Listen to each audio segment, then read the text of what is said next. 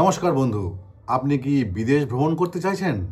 তাহলে এই ভিডিওটি আপনাদের জন্য খুবই উপকারী হতে চলেছে।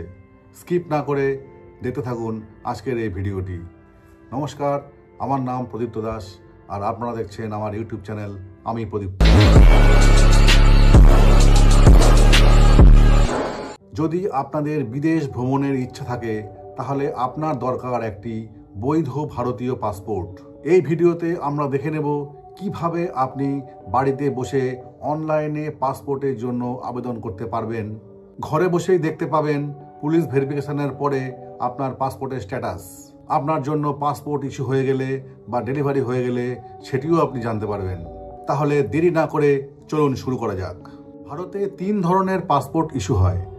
অর্ডিনারি পাসপোর্ট, যেটা নীল রঙের হয়, অফিসিয়াল পাসপোর্ট, যেটা রং সাদা হয়, এবং ডিপ্লোম্যাটিক পাসপোর্ট, যার রং হয় লাল।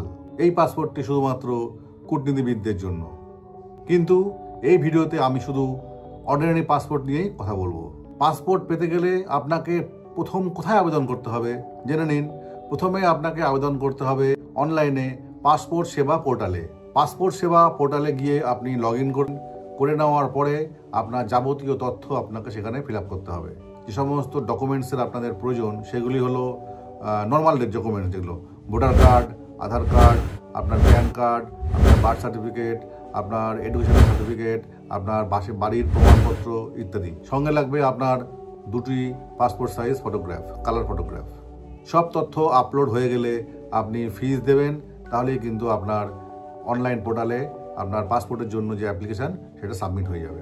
অনলাইনে পাসপোর্ট অ্যাপ্লিকেশান সাবমিট হয়ে গেলে আরপিও অর্থাৎ রিজিওনাল পাসপোর্ট অফিস থেকে আপনার কনসার্নড এসপি অফিসে, কনসার্ন এসপি অফিস হচ্ছে আপনি যেখানে বসবাস করছেন সেই এলাকার বড় সাহেব বা এসপি সাহেব, এসপি অফিসে মেসেজ যাবে। তারপর সেখান থেকে নির্দিষ্ট থানাতে আপনার পাসপোর্টের কাগজটি চলে আসবে। তারপর সেই থানার পুলিশ বা ডিআইবি পুলিশ আপনি ফর্ম ফিল আপ করার সময় যেসব তথ্য আপনি আপলোড করেছিলেন সেইগুলি যাচাই করবে। পুলিশ আপনার বাড়িতে গিয়েও ভেরিফাই করতে পারে, আপনাকে ডেকেও নিতে পারে। অ্যাপ্লিকেশন ফিল আপ করার সময় একটি কথা অবশ্যই মনে রাখবেন, ভুল তথ্য দিলে কিন্তু এটা পরে বাতিল হয়ে যাবে। যদি পুলিশ ভেরিফিকেশন দেখা যায় যে আপনি যে তথ্য দিয়েছিলেন অ্যাপ্লিকেশন ফিল আপ করার সময় সেটি ভুল, তাহলে আপনার পাসপোর্ট কিন্তু বাতিল হয়ে যাবে। এ কথাটা কিন্তু খেয়াল রাখবেন। থানাতে কীভাবে ভেরিফাই করা হয়, আপনি যে সমস্ত ডকুমেন্টস দিলেন বা আপলোড করলেন সেই সমস্ত ডকুমেন্টসগুলো আমরা ভেরিফাই করি। কীরকম করে ভেরিফাই করি? আমরা অনলাইনে ভেরিফাই করি। সমস্ত কিছু ডকুমেন্টস আমরা অনলাইনে ভেরিফাই করি। ভেরিফাই করার পরে আমরা ডিআইবি তরফ থেকে সেটাকে আমরা পাস করে দিই। যদি তার কোনো রকম অ্যাডভার্স না থাকে তাহলে আমরা পাস করে দিই। এটি যখন পাস হয়ে যাবে, এটা এখন টোটালটা অনলাইন পোর্টালের মাধ্যমে হয়ে গেছে। আমাদের তরফ থেকে যখন আমরা পাস করে দেবো, নেক্সট হচ্ছে ওই থানার ওসিআইসির পোর্টালে যাবে।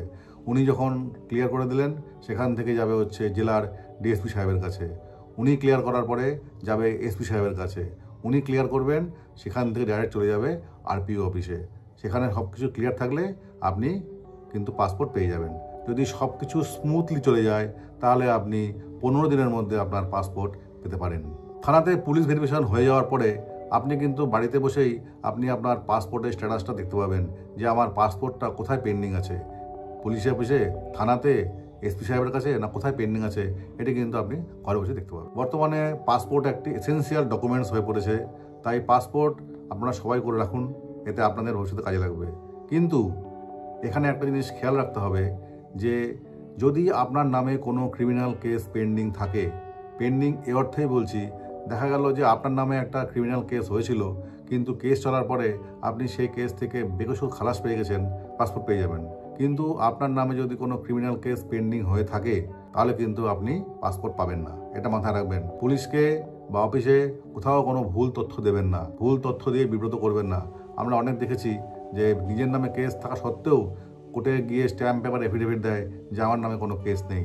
এরকম ধরা পড়লে কিন্তু আপনাদের এগেনস্টে কেস হতে পারে। মনে রাখবেন, ভুল তথ্য একদম দেবেন না, এতে আপনারই ক্ষতি। এই প্রক্রিয়ায় যদি আপনি কোনো পাসপোর্টের জন্য আবেদন করেন তাহলে আপনার একটি পাসপোর্ট পেতে আপনার খরচ হবে মাত্র 1,500 থেকে 2,000 টাকা, যদি কোনো দালাল চক্করে না পড়েন। যদি দালাল চক্করের পরে পাসপোর্ট করতে যান তাহলে কিন্তু অনেক টাকাই কিন্তু আপনাকে খরচাতে হবে। থানাতে যদি কোনো ডকুমেন্টস নিয়ে ডাকে তাহলে কী কী ডকুমেন্টস নিয়ে আসতে হবে একটু ভালো করে শুনে নিন। আপনার Aadhaar card, voter card, ration card, PAN card, আপনি যে অঞ্চলে বাস করেন সেই অঞ্চলের প্রধান বা মিউনিসিপ্যালিটির একটা সার্টিফিকেট যে আপনি ওখানকার স্থায়ী বাসিন্দা। তারপরে আপনার যদি কোনো এডুকেশনাল সার্টিফিকেট থাকে সেটি আনবেন। যা আপনি পাসপোর্টের সময় যা আবেদন করেছিলেন যে আমি 8 পাস বা 12 পাস বা গ্র্যাজুয়েট, সেই সমস্ত ডকুমেন্টস আপনাকে আনতে হবে। আর একটি স্ট্যাম্প পেপারের এফিডেভিট যে আপনার যদি কোনো নাম ভুল টুল থাকে তাহলে সেটা এফিডেভিট করে দেবেন, সঙ্গে এটা উল্লেখ থাকবে যে আপনার নামে কোথাও কোনো ক্রিমিনাল কেস পেন্ডিং নেই। এই সমস্ত কাগজ আপনারা দেবেন, আমরা এগুলো অনলাইন ভেরিফাই করব। যদি সবকিছু ঠিকঠাক থাকে তাহলে কিন্তু আমরা পাস করে দেবো আপনার নামে। এখানে একটা প্রশ্ন আপনাদের মনে আসতে পারে যে আমি তো নিরক্ষর, তাহলে আমি কি পাসপোর্ট পাবো না? চিন্তার কোনো কারণ নেই, পাবেন। আপনিও পাসপোর্ট পেতে পারেন। পাসপোর্ট অ্যাপ্লিকেশানে এডুকেশনাল কোয়ালিফিকেশান এই জন্যই চাওয়া হয় যে আপনি বিদেশে গিয়ে আপনার ক্রাইটেরিয়া অনুযায়ী কী ধরনের ফেসিলিটিস আপনি পেতে পারেন, এই জন্য কিন্তু চাওয়া হয়। আপনি যদি 8 পাস হন তাহলে আপনি সেখানে ওরকমভাবে কাজ পাবেন। আপনি যদি গ্র্যাজুয়েট হন বা ইঞ্জিনিয়ার হন তাহলে আপনি সেখানে গিয়ে সেরকম ফেসিলিটিস পাবেন। এই জন্যই পাসপোর্ট অ্যাপ্লিকেশানে আপনার এডুকেশনাল কোয়ালিফিকেশান চাওয়া হয়। কিন্তু যদি আপনি ইলিটারেট হন সেখানেও সমস্যা নেই, আপনি অবশ্যই পাসপোর্ট পেতে পারেন। পাসপোর্ট পাওয়ার এখানে কোনো বয়সের বাধা নেই, বাচ্চা থেকে শুরু করে বৃদ্ধ, আবার বৃদ্ধ বনিতাই পাসপোর্ট পেতে পারে। কিন্তু একটা কথা মনে রাখবেন, যদি আপনার নামে কোনো ক্রিমিনাল কেস থাকে তাহলে আপনি পাসপোর্ট পাবেন না। এই পাসপোর্ট সংক্রান্ত বিষয়ে যদি আপনাদের কোনো কিছু জানার থাকে তাহলে আপনি আমাকে কমেন্ট করুন, আমি আমার চেষ্টা মতন আপনাকে সাহায্য করব। আজকের ভিডিও আর লম্বা না করে আমি এখানে শেষ করছি। যদি আমার ভিডিও আপনাদের ভালো লাগে তাহলে লাইক করুন, কমেন্ট করুন, শেয়ার করুন। আর যদি আপনি আমার চ্যানেলের নতুন ভিউয়ার হন তাহলে একটি সাবস্ক্রাইব করে দিন, কারণ আপনার একটি সাবস্ক্রাইব আমার পরবর্তী ভিডিওতে প্রেরণা দেয়। নমস্কার, ভালো থাকবেন।